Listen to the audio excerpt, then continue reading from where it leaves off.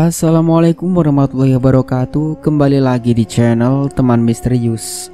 Di kesempatan kali ini saya akan melanjutkan cerita yang berjudul Kepala Desa yang Difitnah dan Dibakar Hidup-hidup. Cerita ini ditulis oleh akun Facebook bernama Ade Prayoga. Bagaimana dan seperti apa kelanjutan ceritanya? Tentunya tak usah berlama-lama, langsung saja kita masuk ke ceritanya.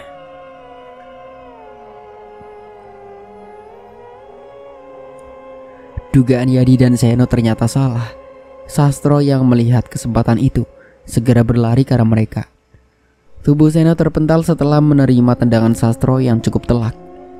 Yadi juga jatuh terjerembab akibat pukulan Sastro yang berhasil mengenai wajahnya. "Kampret!" Seno sempat mengumpat seraya meringis kesakitan. Yadi lain lagi. Dia pura-pura pingsan karena takut Sastro akan memukulnya lagi. Tepat ketika Sastro mengarahkan tinjunya, Muryono berhasil bangkit dan menghindar.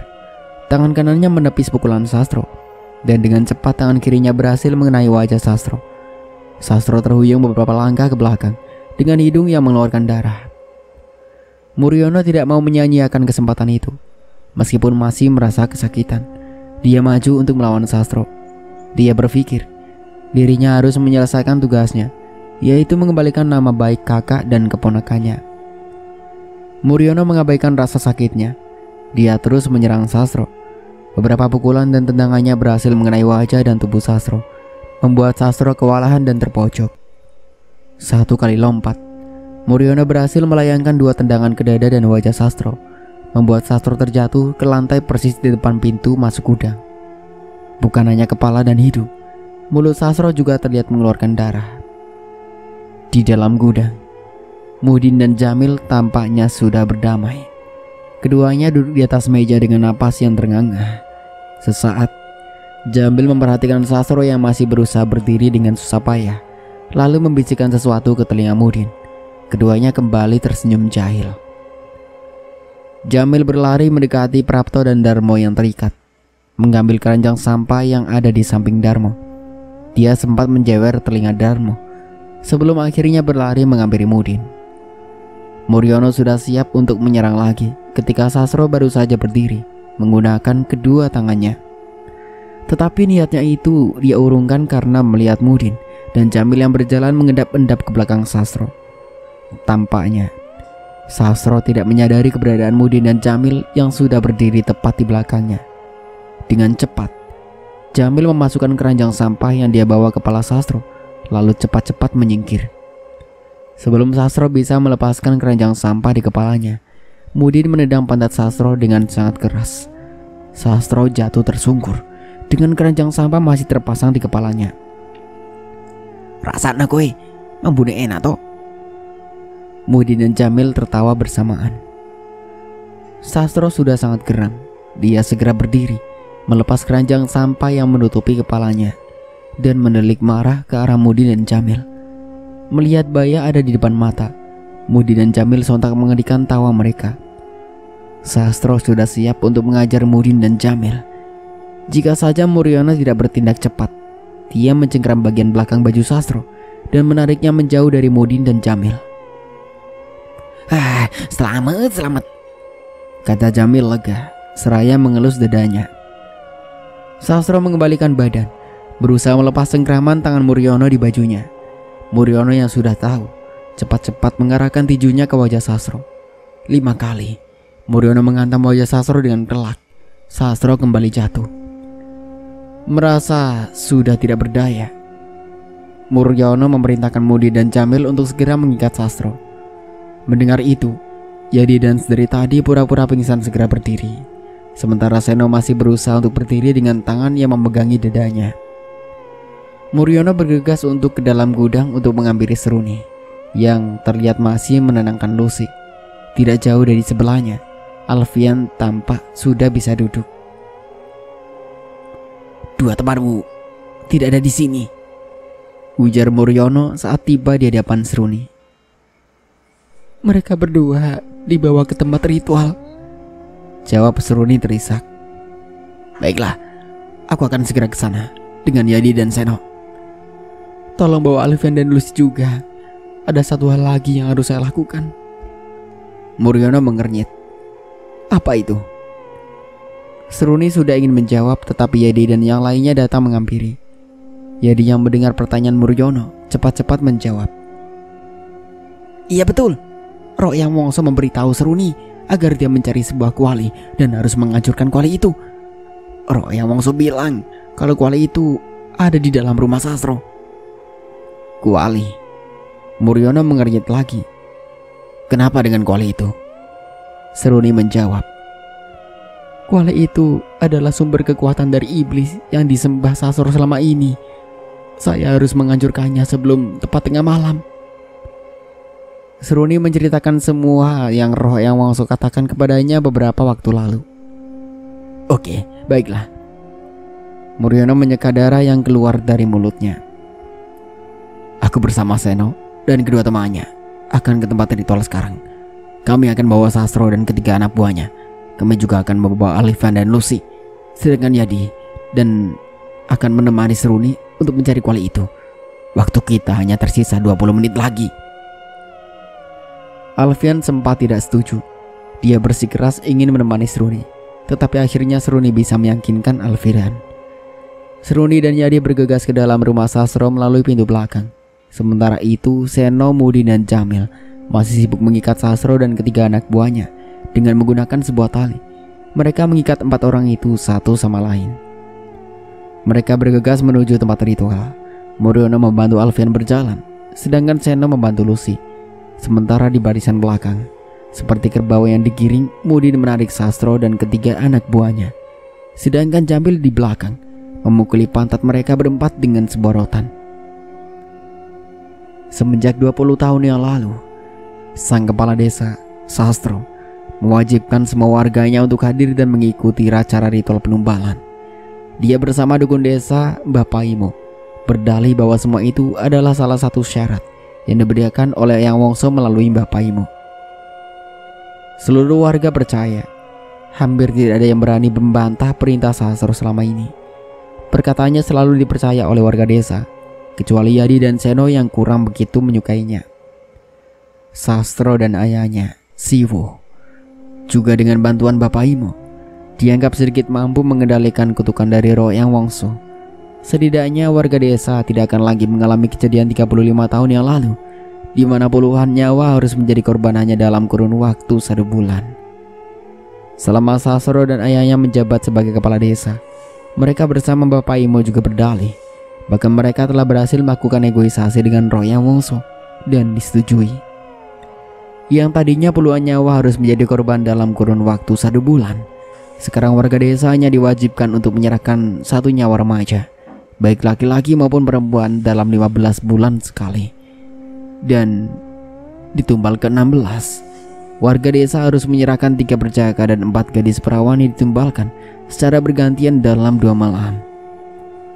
Siwu, ayahnya Sastro, dan Bapak Imo merupakan teman dekat. Mereka berdua yang telah merencanakan untuk menjebak dan memfitnah kepala desa itu. Hingga sekarang saat Siwo telah meninggal, Bapak Imo bersama Sastro semakin bengis demi jabatan dan kekayaan. Peran Bapak Imo sangatlah penting. Selain telah menjerat roh Yang Wongso yang tidak bersalah, dia juga berperan sebagai pengendali iblis yang selama ini dipuja olehnya beserta Siwo dan Sastro. Dia juga memiliki peran utama dalam acara ritual tumbal. Dalam acara ritual tumbal, selalu Bapak Imo lah yang memimpin acara tersebut. Dia dianggap orang yang paling tua di desa dan juga sebagai dukun desa atau orang yang dipintarkan.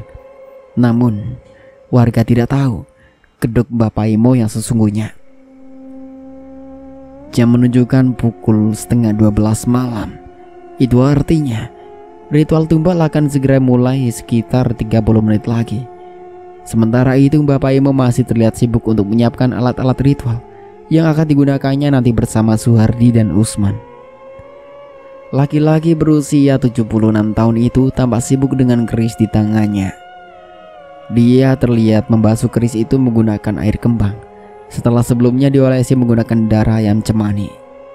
Setelah selesai, Bapak Imo membawa keris itu ke sisi lain tempat ritual, meletakkannya di sebuah meja kayu berbentuk bundar dengan sepotong kain berwarna putih sebagai alas keris yang diletakkannya itu. Di bawah meja terlihat beberapa kemenyan yang sudah dibakar oleh Suhardi sebelumnya. Bapak Imo berjalan ke sisi lain, menghampiri Suhardi yang baru saja akan mengatur warga yang mulai datang berbondong-bondong untuk mengikuti dan menyaksikan acara ritual tumbal. Kita lakukan sekarang aja, ujar Bapak Imo pelan setelah sampai di samping Suhardi.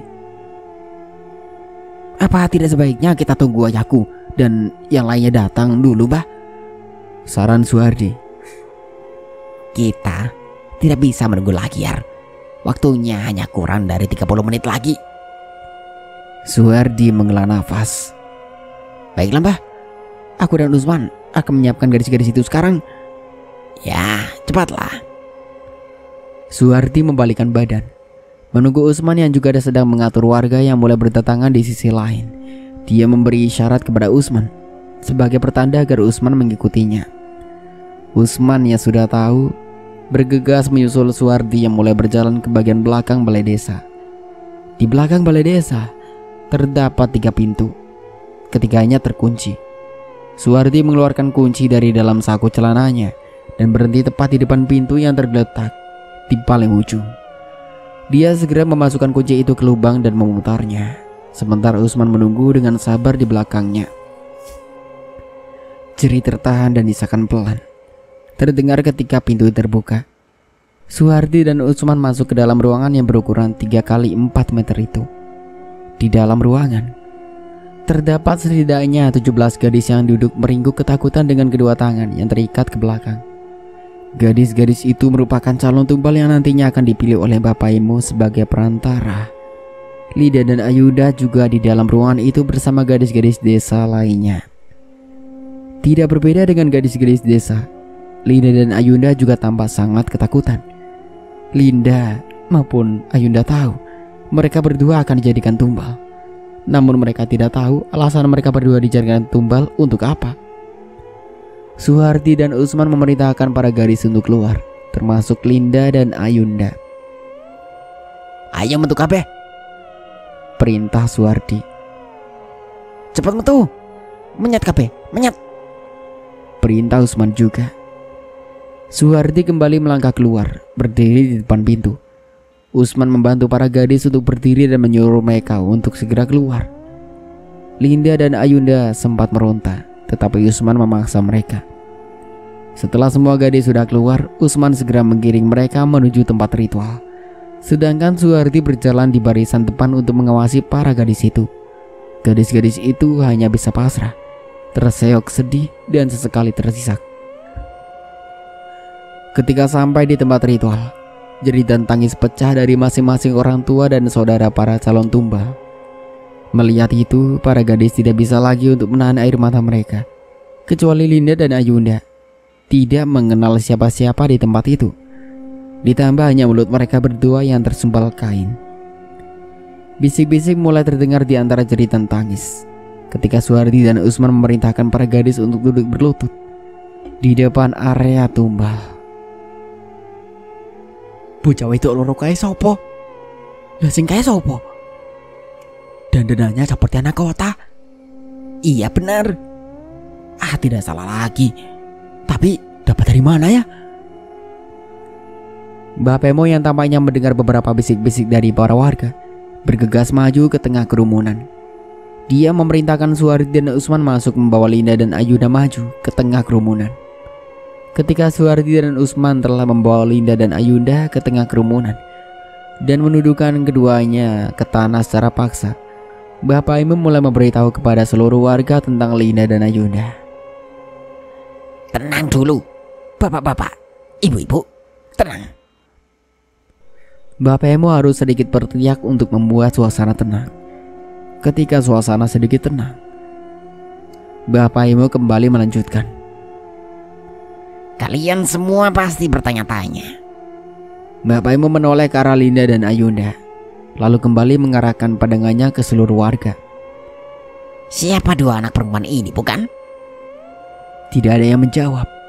Beberapa orang hanya mengangguk-angguk dengan ragu. Dua anak perempuan ini adalah tumbal pilihan Eyang Wongso sendiri. Mbah Paimo berhenti sejenak. Eyang Wongso sendiri yang mengirim mereka berdua ke sini, ke tempat ini. Bagaimana mereka berdua bisa sampai ke tempat ini, aku sendiri juga tidak tahu. Tapi beberapa hari yang lalu, Eyang Wongso memberitahuku bahwa akan ada 2 anak perempuan yang datang ke desa kita ini. Atas izin beliau, aku bisa menemukan 2 anak perempuan itu. Inilah mereka, tumbal pilihan. Sebagian orang mengangguk tanpa suara, dan beberapa orang lainnya terlihat saling berbisik. Sementara itu, Linda dan Ayunda terlihat sangat ketakutan dengan air mata yang membanjiri kedua pipi mereka. Sesekali keduanya berusaha untuk menjerit, tetapi suara mereka tertahan oleh kain yang menyumpal mulut mereka. Mbah Paimo kembali berjalan ke sisi lain tempat ritual untuk berdiri di samping Suwardi. Sekilas, raut wajah Mbah Paimo tampak cemas. Sampai saat ini, Sastro dan anak buahnya belum juga kelihatan. Sedangkan waktu yang tersisa sebelum melakukan ritual penumbalan hanya tinggal beberapa menit lagi. Mbah Paimo tampaknya sudah tidak bisa lagi untuk menunggu. Hadir atau tidaknya Sastro dalam acara tumbal malam ini, dia harus tetap melaksanakan ritual itu.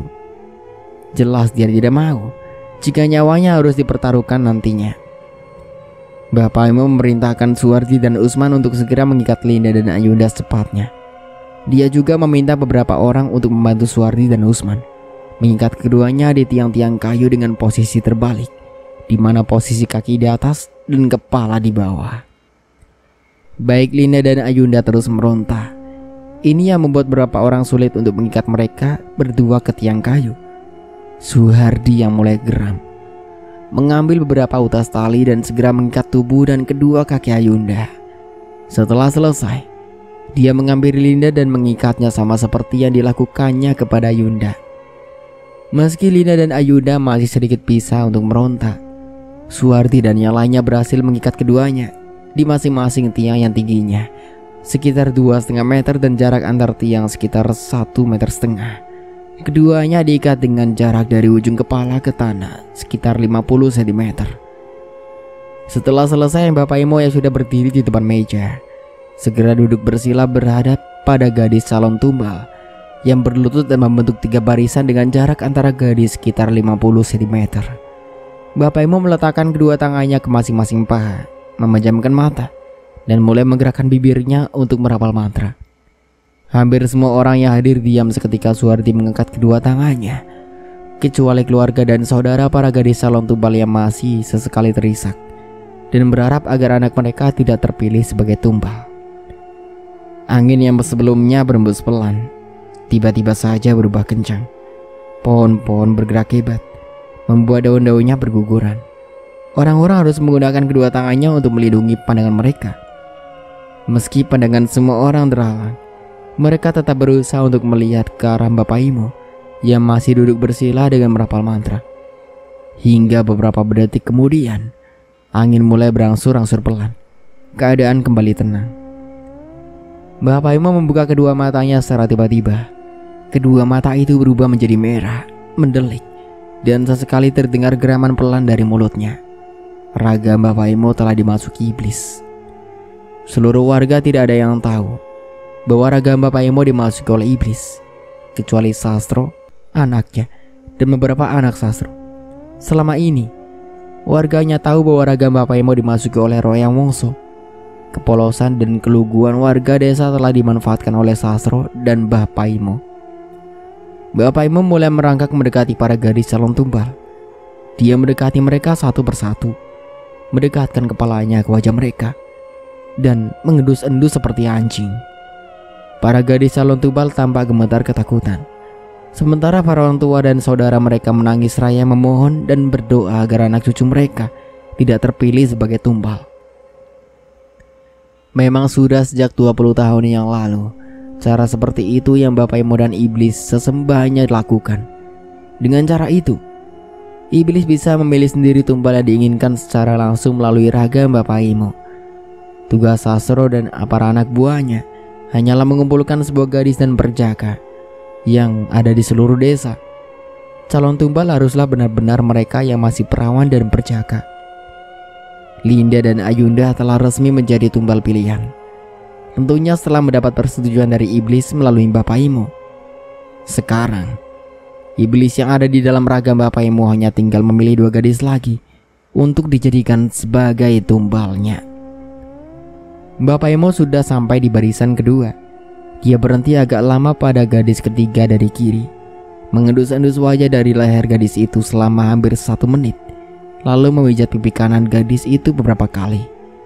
Jerit dan tangis orang tua maupun saudara dari gadis itu pecah.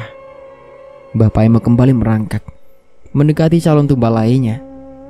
Sesampainya di barisan ketiga atau terakhir, dia berhenti di samping seorang gadis bertubuh mungil dan berparas cantik. Tanpa pikir panjang, Bapak Imo langsung mendekatkan kepalanya dan menjilat pipi kiri gadis itu beberapa kali. Jerit dan tangis kembali pecah. Bapak Imo merangkak kembali ke tempat semula, duduk bersila dan memejamkan kedua matanya. Tidak beberapa lama, Bapak Imo membuka kedua matanya secara perlahan. Dia segera berdiri dan memerintahkan Suwardi dan Usman untuk membawa 2 gadis yang telah dipilih oleh iblis yang merasuk dalam raganya tadi. Suwardi dan Usman segera melakukan tugasnya. Mereka harus memaksa kedua gadis itu untuk maju, karena mereka sempat menolak dan menangis histeris. Kedua gadis itu menjerit dan memanggil-manggil ayah dan ibu mereka. Ketika Suwardi dan Usman berhasil membawa kedua gadis itu ke tengah kerumunan dibantu beberapa orang, mereka mengikat keduanya ke tiang kayu lainnya dengan cara yang sama seperti yang mereka lakukan kepada Linda dan Ayunda. Setelah 4 gadis sudah terikat, Bapak Imo mendekati Linda dengan sebuah gunting di tangannya. Tanpa menunggu lama, Bapak Imo mencukur habis rambut Linda. Dia juga melakukan hal yang sama kepada Ayunda. Sementara Suwardi dan Usman sibuk mencukur gundul rambut 2 gadis terakhir. Mencukur gundul rambut para tumbal merupakan salah satu syarat wajib. Syarat itu dilakukan untuk mempermudah darah dari orang yang ditumbalkan mengalir dengan lancar. Darah-darah itu nantinya akan ditampung dalam sebuah kendi kecil, lalu akan Bapak Imo membawa ke makam Eyang Wongso sebagai persembahan yang wajib diserahkan. Sebelum diserahkan, darah-darah itu akan Bapak Imo kumpulkan di sebuah kendi yang berukuran lebih besar. Dalam proses penyerahan, para warga desa dilarang untuk ikut.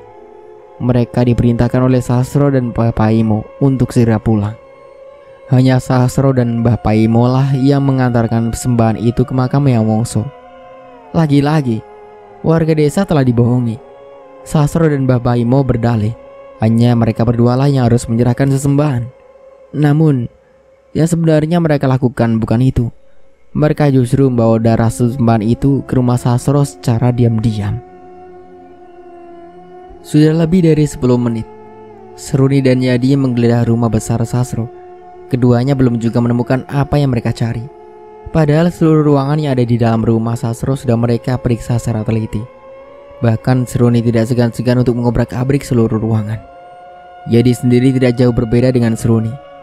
Dia sudah nyaris kehilangan harapan untuk menemukan kuali yang dimaksud oleh Eyang Wongso. Begitu keluar dari sebuah ruangan, Yadi duduk di lantai dengan menyadarkan punggungnya ke dinding, memandang Seruni yang baru saja keluar dari ruangan lain selama beberapa detik sebelum berkata,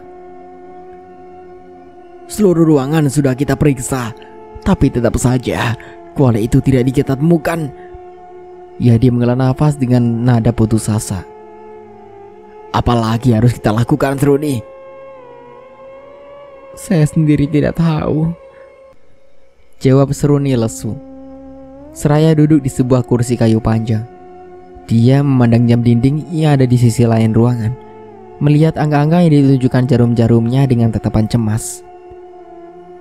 "Waktu kita hanya tersisa sekitar 20 menit lagi." Yadi ikut melihat jam dinding sebelum memandang Seruni kembali. "Aku rasa kuali yang dimaksud oleh roh Eyang Wongso tadi tidak ada di dalam rumah ini," ujarnya. "Tapi roh Eyang Wongso sendiri yang bilang kuali itu ada di dalam rumah ini kan?" "Buktinya kita tidak menemukan kuali itu di mana-mana." "Apa Sasro mempunyai rumah lagi selain rumah ini?" tanya Seruni. "Tidak." Yadi sangat yakin. hanya rumah ini yang dia punya di desa ini. Kalaupun ada, pasti bukan di desa ini.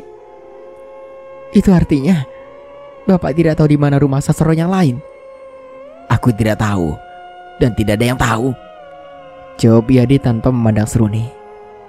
Seruni terdiam. Dia tampak putus asa, sedih, sekaligus kecewa. Tidak terpikirkan olehnya yang menanyakan kepada Royang Wongso tadi di mana letak persisnya kuali itu disimpan.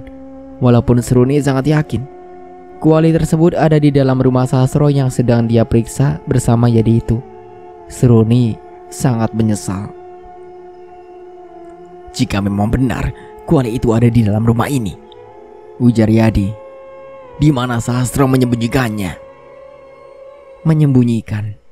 Entah mengapa Seruni sangat tertarik dengan kata itu. Sangat mungkin bagi Sasro untuk menyembunyikan kuali itu. Beberapa detik kemudian, Seruni melonjak berdiri, seakan melupakan kakinya yang sakit. Yadi sendiri tampak terkejut. Ada apa? Apa kamu baik-baik saja, Seruni? Tanya Yadi ragu. Seruni menatap Yadi dengan sesama. Sasro menyembunyikan kuali itu. Itu sangat mungkin kan? Tapi di mana? Yadi kelihatan putus asa. Kita kan sudah mencarinya ke seluruh bagian rumah. Memang benar. Tapi mungkin saja kita akan menemukannya di ruangan lain. Sasro pasti meletakkan dan menyembunyikannya kuali itu di sana. Seruni berjalan ke arah dinding dengan tangan tertatih, memeriksa semua pajangan dan lukisan yang ada di sepanjang dinding dan mendorongnya sekuat tenaga. Dia teringat tentang ruangan rahasia yang ada di rumah Karman. Mungkin saja Sasro juga mempunyai ruangan rahasia di rumahnya dan menyimpan kuali itu di sana. Kamu lagi apa sih? Tanya Yadi bingung. Dia memperhatikan Seruni yang sekarang terlihat sedang menurunkan beberapa pajangan dan lukisan dari dinding. Mungkin saja di sini ada ruangan rahasia, jawab Seruni tanpa melihat Yadi. Yadi mengernyit. Ruangan rahasia? Iya, Seruni membenarkan. Yadi buru-buru berdiri dan menghampiri Seruni. Maksudnya? Ruangan rahasia seperti yang ada di rumah Pak Karman. Rumah Pak Karman? Yadi seolah tidak percaya. Ruangan yang mana? Yang ada di belakang lukisan besar. Belakang lukisan itu ternyata adalah pintu. Maksudmu lukisannya ada di lorong belakang dekat WC? Iya. Sekilas Seruni melihat raut wajah Yadi yang tampak curiga. Lalu dia menambahkan, saya tidak sengaja menemukan ruangan itu saat mencari Ayunda. Aku dan Seno bahkan tidak tahu kalau ada ruangan rahasia di rumahnya Pak Karman. Ada apa saja di dalam? Nanti saya ceritakan. Sekarang Pak Yadi bantu saya untuk memeriksa semua dinding yang ada di rumah ini. Ya, baiklah, kata Yadi sambil lalu. Dia menambahkan dengan berseru, aku akan mulai memeriksanya dari depan. Beberapa menit berlalu. Usaha Seruni dan Yadi tampaknya sia-sia. Semua dinding yang ada di dalam rumah Sasro sudah mereka periksa, tetapi tidak ditemukan dengan ruangan rahasia di sana. Yadi kembali terlihat putus asa. Apa sebaiknya kita menyerah saja? Tanya Yadi lesu saat menghampiri Seruni yang datang dari arah dapur. Tidak. Jika kita tidak menemukan kuali itu, kita tidak bisa melenyapkan iblis yang disembah oleh Sasro, Linda dan Ayunda juga. Mereka mungkin tidak bisa diselamatkan. Yadi menelan ludah, memandang Seruni dan berusaha membuatnya sedikit agak tenang. Ya, kamu benar. Kita tidak boleh menyerah begitu saja. Apa yang harus kita lakukan? Aku sudah siap. Kenyataannya, usaha Yadi tampaknya sia-sia. Seruni hanya diam. Dia terlihat panik dan gelisah. Yadi yang melihat itu kembali lesu dan menundukkan kepalanya. Seruni masih saja diam. Saya sangat berharap, ujar Seruni akhirnya, Royang Wongso atau Mbak Raikam bisa datang ke sini untuk memberi kita petunjuk tentang kuali itu. Yadi mendadak bergidik, mengedarkan pandangan ke setiap sudut ruangan. Seakan perkataan Seruni barusan bisa saja menjadi kenyataan. Apa kamu melihat salah satu dari mereka di sini? Tanyanya gemetar. Seruni mengedarkan pandang ke setiap sudut ruangan, lalu menggeleng pelan. Sayang sekali. Ya, sayang sekali, kata Yadi dengan nada menyesal. Tapi sebenarnya dia merasa sangat lega. Terbukti saat kedua tangannya mengelus dada. Seruni meyakinkan dirinya sendiri untuk tidak menyerah. Selagi masih ada waktu, dia akan terus berusaha untuk mencari kuali itu. Dengan terseok sedih, dia melanjutkan pencarian kembali. Seruni, kamu mau kemana? Tanya Yadi. Baru saja Seruni membuka mulutnya untuk menjawab. Tetapi niatnya itu dia urungkan ketika dua matanya tidak sengaja melihat adanya suatu keanehan pada salah satu kursi di ruang keluarga rumah Sastro. Seruni sontak menghentikan langkahnya. Seruni, desis Yadi, yang tiba-tiba saja perasaannya tidak enak. Dia mencengkram erat pinggiran meja kecil yang di atasnya ada sebuah akuarium dengan kedua tangannya yang gemetar, membuat meja dan akuarium itu ikut gemetar. Air dalam akuarium tumpah membasahi lantai. Pak Yadi, sini. Tanpa menoleh, Seruni mengayunkan tangannya ke belakang. Dia meminta Yadi untuk mendekat. Apa? Dia ada di situ? Tanya Yadi gemetar. Sini. Seruni mengayunkan tangannya lagi ke belakang. Aku takut, Seruni, desis Yadi lagi. Seruni menoleh ke belakang, setengah kaget melihat Yadi dan tampak gemetar ketakutan. Sekilas Seruni memerhatikan air yang ada di akuarium. Air yang tadinya hampir penuh, sekarang hanya sisa setengahnya. Seruni sempat punya pikiran bahwa ikan-ikan yang ada di dalam akuarium itu pasti merasa pusing, setidaknya sedikit. Pak Yadi, kenapa? Tanya Seruni akhirnya. Kamu melihat dia lagi kan? Jawab Yadi masih gemetar. Dia siapa? Yadi berusaha menelan ludah. Mbak Raikem atau Eyang Oso. Seruni mengedarkan pandang, lalu kembali memandang Yadi dengan wajah bingung. Maksud Pak Yadi apa sih? Saya tidak melihat apa-apa. Mendadak saja, tubuh dan kedua tangan Yadi berhenti bergetar. Dia cepat-cepat melepas cengkraman tangannya dari meja dan berusaha berdiri dengan setenang mungkin. Lalu, apa yang kamu lihat? Karpet merah di bawah kursi itu. Seruni menunjuk sebuah kursi kayu panjang yang ada di sudut ruangan. Jaraknya hanya sekitar 3 meter dari tempat Seruni berdiri. Kenapa dengan karpet itu? Tanya Yadi seraya menghampiri Seruni. Dia berjalan dengan dada membusung dan dagu sedikit berangkat, menutupi rasa malunya di depan Seruni. Apa menurut Bapak, karpet itu tidak kelihatan aneh? Kamu ini, yang namanya karpetnya seperti itu. Maksud saya, kenapa karpet itu diletakkan di situ? Bukankah karpet pada umumnya digunakan sebagai alas lantai? Tapi karpet itu tidak lebar, hanya bisa menutupi setengah dari kursi itu. Lalu, apa kita harus meriksanya? Iya, tentu saja. Seruni dan Yadi mendekati kursi. Mereka menggesernya agar mudah untuk mengangkat karpet yang ada di bawah kursi itu. Begitu karpet berhasil dibuka, Seruni maupun Yadi terlihat sangat senang. Mereka telah menemukan ruangan rahasia itu. Namun, ada satu masalah lagi. Pintu ruangan rahasia itu terkunci dengan 2 gembok sekaligus. Kita harus mencari kuncinya, ujar Yadi. Tidak, waktu kita hanya tinggal beberapa menit lagi. Kita harus membuka pintu ini secara paksa. Oke, kamu tunggu di sini. Aku akan mencari sesuatu yang bisa kita gunakan untuk membuka pintu ini. Tidak lebih dari 1 menit, Yadi sudah kembali dengan sebuah kapak di tangannya. Seruni segera menyingkir untuk mempermudah Yadi dalam melakukan tugasnya. Beberapa kali ayunan, 2 gembok itu berhasil terlepas. Yadi segera membungkuk dan menarik pintu rahasia itu.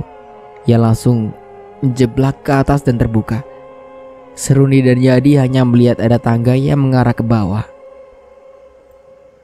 Saya akan turun duluan. Seruni segera duduk di lantai, mengulurkan kedua kakinya ke bawah.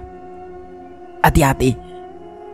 Yadi mengambil senter dan menyalakannya, menerangi langkah demi langkah Seruni saat menuruni anak tangga. Yadi sangat bersyukur karena senter tuanya masih bisa berfungsi setelah dia digunakan untuk memukuli sipur beberapa waktu lalu. Dalam perjalanan menuju tempat ritual, Muryono bersama dengan yang lainnya kembali mendapat sebuah masalah ketika mereka berusaha untuk meninggalkan acara ritual tumbal terjadi. Sasro dan anak buahnya sempat memberontak saat tiba di pertengahan jalan.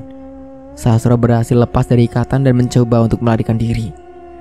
Setelah beberapa menit, Muryono akhirnya berhasil membegalkan usaha Sasro untuk lari. Dia terpaksa melumpuhkan Sasro dengan membuat salah satu kakinya patah. Itu dia lakukan agar Sasro tidak bisa lagi memberontak dan kabur lagi. Jangan harap kamu bisa lari dari kami. Muryono yang kembali mengikat kedua tangan Sasro mencoba untuk memperingatkannya. Kamu tidak akan bisa lari lagi dari hari kehancuranmu.